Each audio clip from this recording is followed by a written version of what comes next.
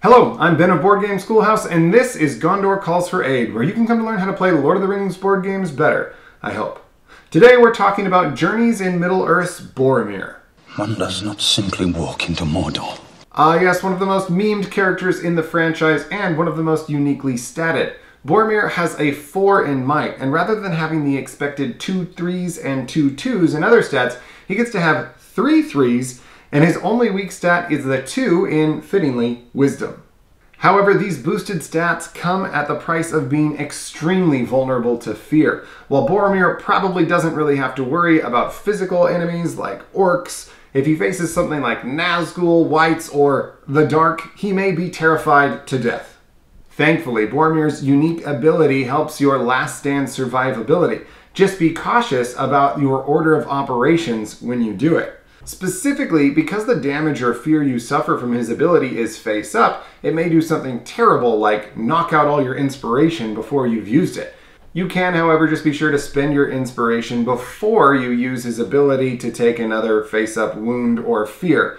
And then, if you're lucky, it'll just get flipped face down and get cleared by the last stand check. But if you're unlucky...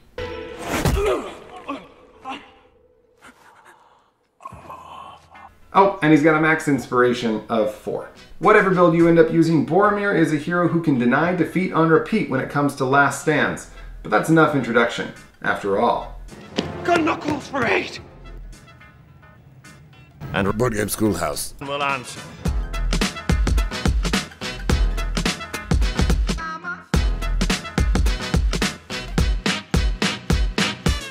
The basic build for Boromir suggests the oft-recommended Soldier class, in which your skill deck priority should be Break the Wave, 2 copies of Sleep Anywhere, 2 copies of On Your Orders, and 3 copies of Fighting Advance. In case you hadn't realized why Soldier gets recommended by me so often, take a look at just the raw number of successes and advantages you get to have in your deck from Soldier. In fact, in this build, Boromir will only have 1 card in his entire skill deck that is blank.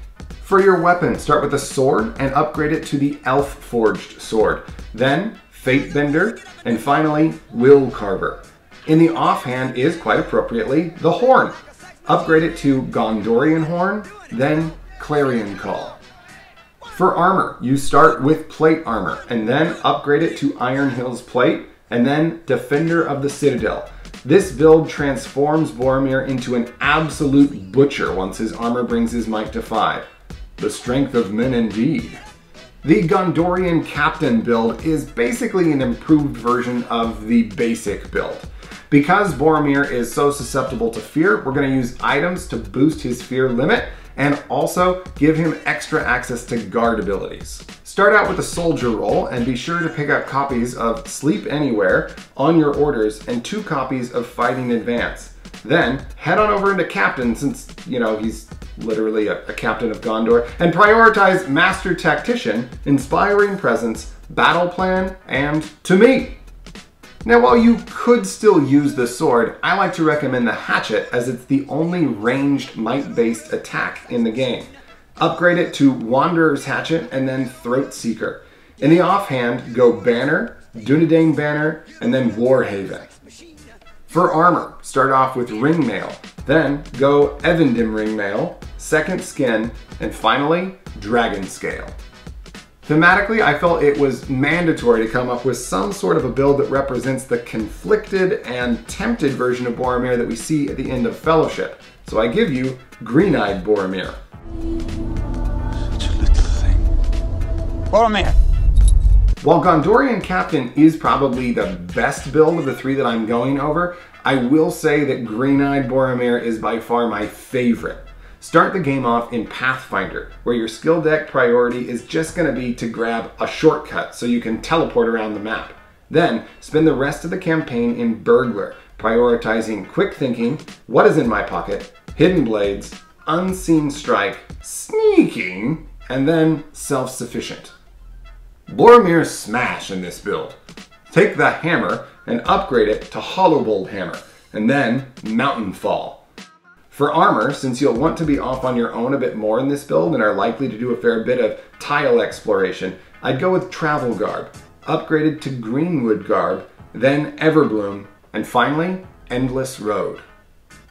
Remember to be extra cautious when it comes to Boromir's fear. You really don't want face-up fear cards because they don't go away when you clear a last stand. And by the way, remember, if you ever have a number of fear or damage cards that are face-up equal to your limit, you auto-fail the last stand check. And that's how you play Boromir better. If you have an alternative build that you really like, I'd love to read about it in the comments.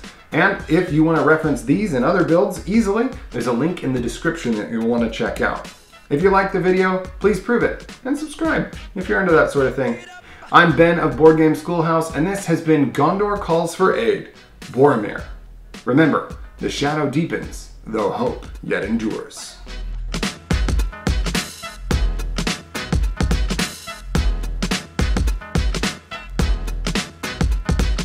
Fellas, I'm ready to get up and do my thing. I want to get into it, man, you know. Like a sex machine, man. Moving, doing it, you know. Can I count